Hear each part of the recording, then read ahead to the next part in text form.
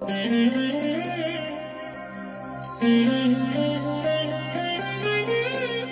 దినం పరము నుండి దిగివచ్చు మాట. ఇది నీ జీవితానికి వెలుగుల బాట. నీ ఒడిలో ఉంచబడిన దీవెనల మూట, అద్భుతాల ఆనంద ఊట.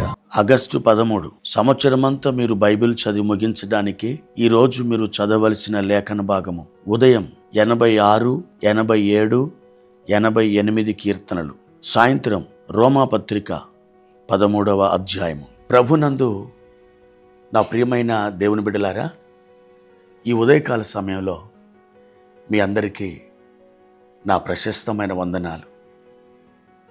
ప్రియ దేవుని బిడ్డలారా, మీరు ఎలా ఉన్నారు? బాగున్నారు కదూ?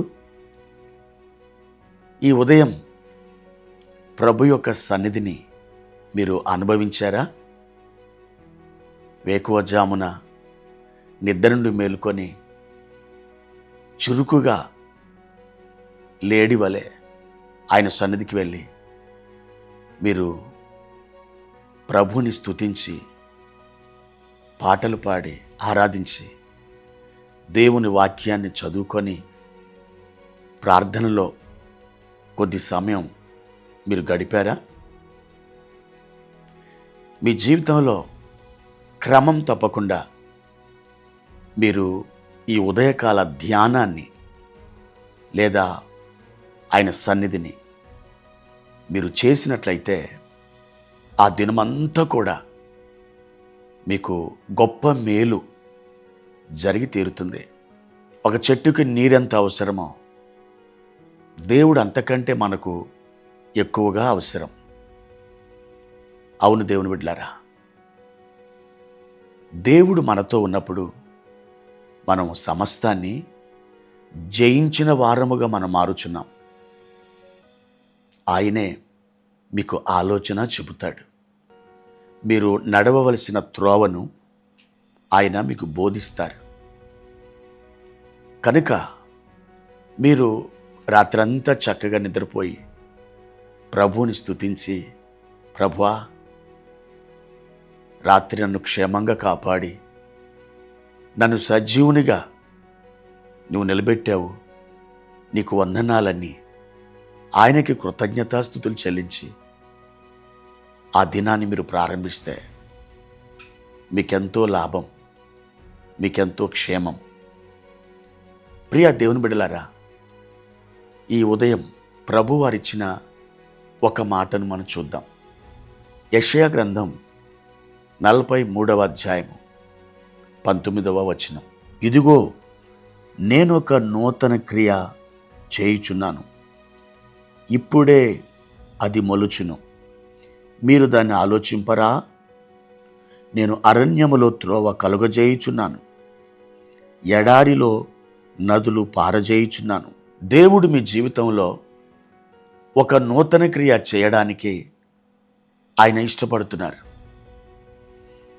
మీ కొరకు ఆసక్తి కలిగి ఈ కార్యమును చేయడానికి, మీ జీవితంలో ఒక ఉత్సాహాన్ని, ఆనందాన్ని, సంతోషాన్ని మీకు అనుగ్రహించడానికి దేవుడు మీ విషయంలో పూనుకొని ఉన్నాడు.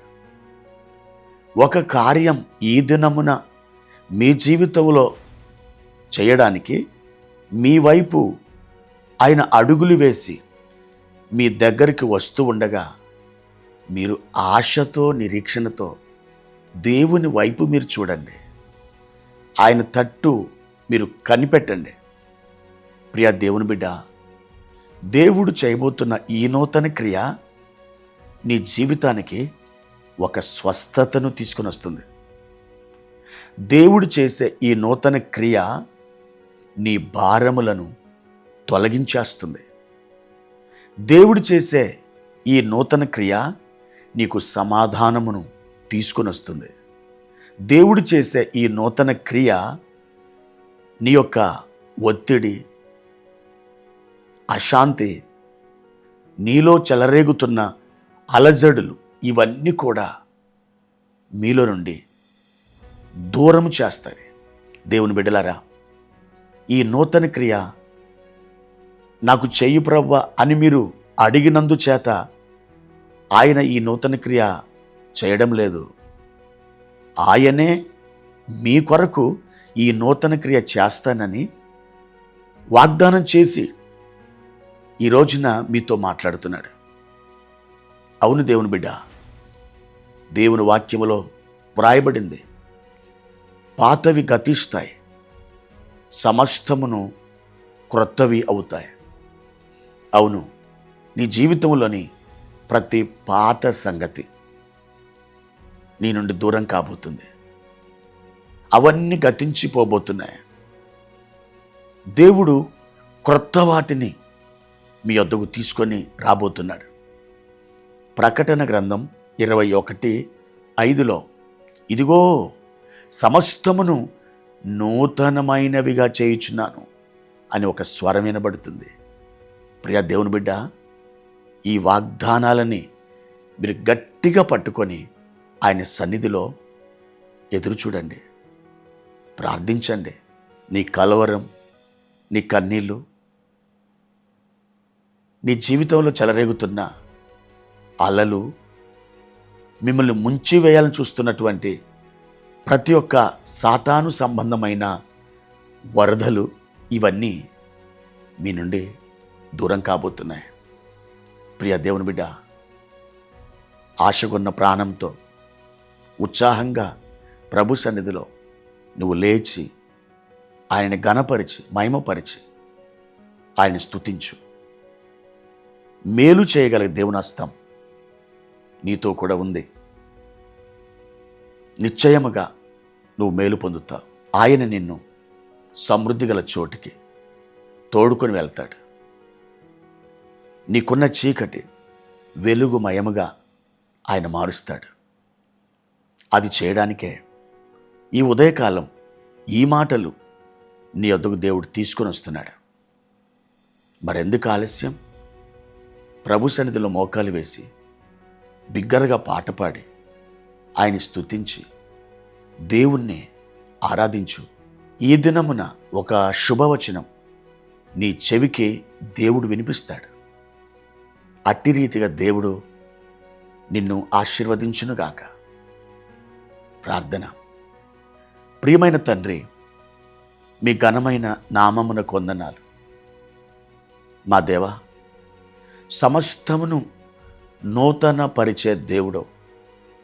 మా ప్రియులు, మీ బిడ్డలు ఈ ఉదయకాలం ఏ వేదనతో, ఏ బరువుతో, భారముతో ఉన్నారో వాటన్నిటి నుండి అయ్యా వారిని విడిపించండి. మీ నామము మహిమ పరచబడినట్లు ఈ దినమున వారిని ఆశీర్వదించు. మా తండ్రి, గిల్గాలులో నీ ప్రజల యొక్క నిందను తొలగించినట్టు, దొర్లించినట్టు ఈ ఉదయమున నీ బిడ్డల యొక్క భారములను మీరు దొర్లించివేయండి. తండ్రి, కృపాక్షేమములే వారికి తోడుగా ఉండ దయచేయమని యేసుక్రీస్తు నామమున ఈ ప్రార్థన అడిగి వేడుకుంటున్నాము తండ్రి. ఆమేన్.